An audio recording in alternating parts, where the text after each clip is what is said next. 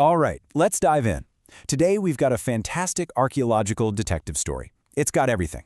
Thousands of ancient clay tablets, the Book of Genesis, and a huge scholarly mistake that somehow flew under the radar for nearly half a century. For decades, this was the question that had everybody buzzing.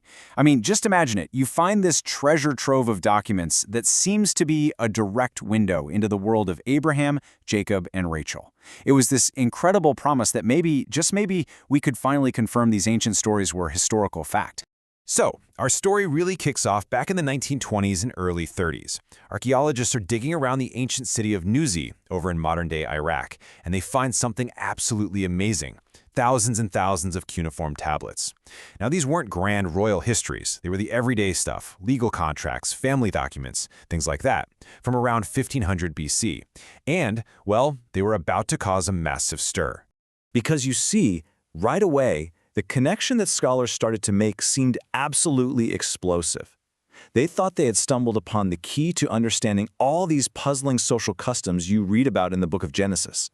And listen, this wasn't some fringe idea. For nearly 40 years, this was the mainstream view. You had the biggest names in the biblical archaeology world pointing to Nuzi as the ultimate proof. Their argument was pretty simple.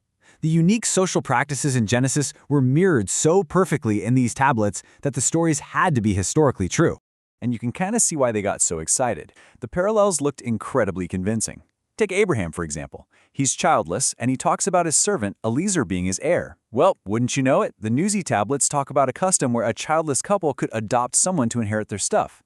Or what about that bizarre story where Rachel steals her father's little family idols? Well, scholars pointed to Nuzi texts that seemed to show that having those idols was basically like holding the deed to the family property. It all seemed to fit together perfectly. But like any good mystery, when people started looking a little closer, the whole thing began to unravel. That explosive connection, it turned out to be a classic case of mistaken identity. So problem number one, and it's a big one, was the timing. The stories about Abraham are traditionally set way back around 2100 BC. But the Nuzi tablets? They were written around 1500 BC. That's a 600-year gap. I mean, using these tablets to explain Abraham's world is kind of like using a book from the Victorian era to understand life during the Middle Ages. The timing is just all wrong. And it wasn't just the wrong time. It was also the wrong place and the wrong people. Nuzi was almost 1,000 miles away from Canaan, where the Genesis stories are set. Plus, the folks in Nuzi were Hurrians, a totally different ethnic group from the Hebrews, who were Semites. Honestly, these should have been massive red flags from the get-go. So, okay, if these customs weren't the amazing parallels everyone thought they were, what was actually going on in Nuzi? The answer is pretty wild, and it all comes down to rethinking that whole adoption thing. What was really happening was something scholars call fictive adoption. And fictive is just a fancy word for, fake. See, in Nuzi, you weren't allowed to just sell off your family's ancestral land. So they came up with this brilliant legal loophole. A landowner would adopt a buyer. Then this new son would give his father a very generous gift, which, of course, was just the sale price. In return, he'd get to inherit the land. It was a real estate deal dressed up to look like a family affair. So, what's the smoking gun? How do we know for sure this was just a legal trick and not about building families? Well, it all comes down to this one single number, 48. Because the tablets show that one businessman, a guy named Tepeptila, was adopted by 48 different families.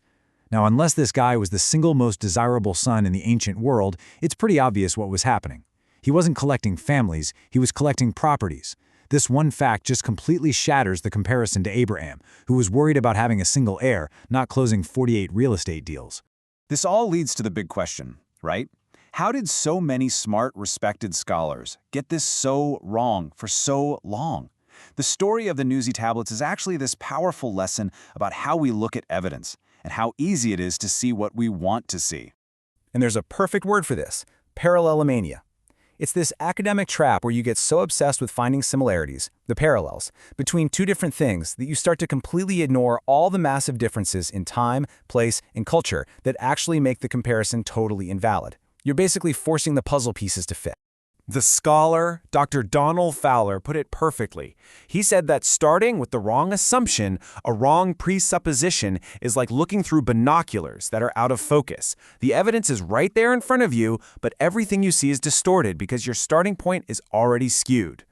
And in this case, those out-of-focus binoculars came from the goal of the biblical archaeology movement. Their aim wasn't really to understand Nuzi for its own sake. They wanted to use Nuzi like a flashlight to prove the Bible was historically true. And when your only mission is to find connections, well, you're going to find them, whether they're really there or not. So what's the big lesson we can pull from this whole cautionary tale? The Nuzi case actually gives us a really clear roadmap for how to look at historical evidence the right way. And frankly, it applies to way more than just ancient tablets. A better approach really comes down to two simple rules. First, context is king. You have to try and understand an artifact on its own terms, inside the world that made it. What did this fictive adoption actually mean to the people in Nuzi? And second, if you are going to compare two things, you are responsible for explaining both the similarities and the differences. The minute you start ignoring the differences, that's a huge red flag that you've got a case of parallelomania. And that really gets to the heart of it. The point of archaeology isn't just to go looking for evidence to prop up something you already believe. The real goal is to reconstruct the world of the past as accurately as we can, and to just let the evidence speak for itself. You know, the story of the Nuzi tablets is such a great reminder that all of us look at the world through our own set of assumptions. And it leaves us with a really important question to ask ourselves. How are our own presuppositions, our own out-of-focus binoculars, coloring the evidence we see every single day?